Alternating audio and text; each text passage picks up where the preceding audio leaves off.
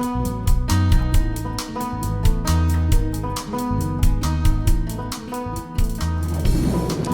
Eric the Trainer, and welcome to Celebrity Sweat.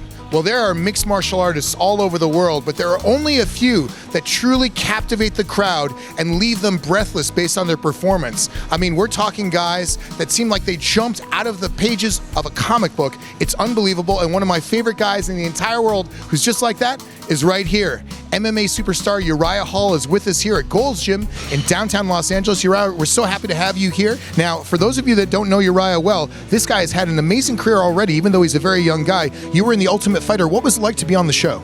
Man, to me personally, it's stepping outside your comfort zone. You know, I've been in the house with a bunch of guys I have to compete with, and it was already a competitive atmosphere, and to live with them and to, you know, eat around them and stuff like that, and people just got on your nerves. It was just different. What made you decide that you wanted to be on the show, and tell me how you got on the show originally? To be honest, I was at a low point in my life. I lost my job, and I didn't know how I was going to get, you know, rent for the next month. I received an email saying, hey, you know, The Ultimate Fighter's coming up.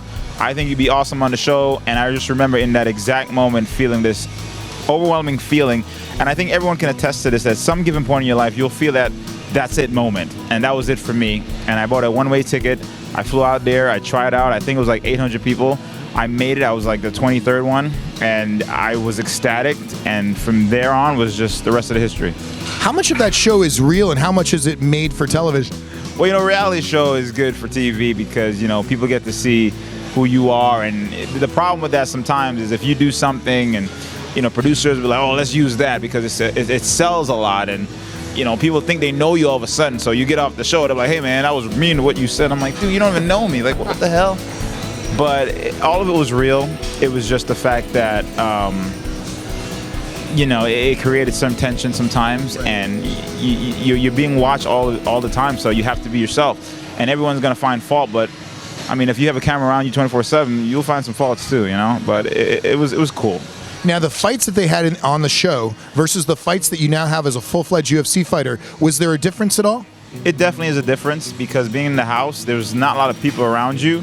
I mean, it was a cage and maybe the judges and the camera crew and, you know, your team, the other team. So it's a definitely different atmosphere. I remember my first time walking out, I was shaking. I was like, oh my God, look at all these people. And I definitely had some stage fright, and, you know, it happened a couple of the times, but I'm getting used to it, you know. Regardless of what people might say, I'm still living my dream. And a lot of people can't come outside of their comfort zone, and I get to do that. And I welcome that challenge because I think as an individual, it makes you grow as a human being.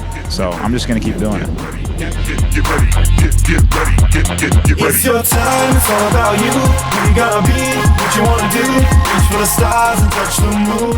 Ain't no limits around you. It's your time, it's all about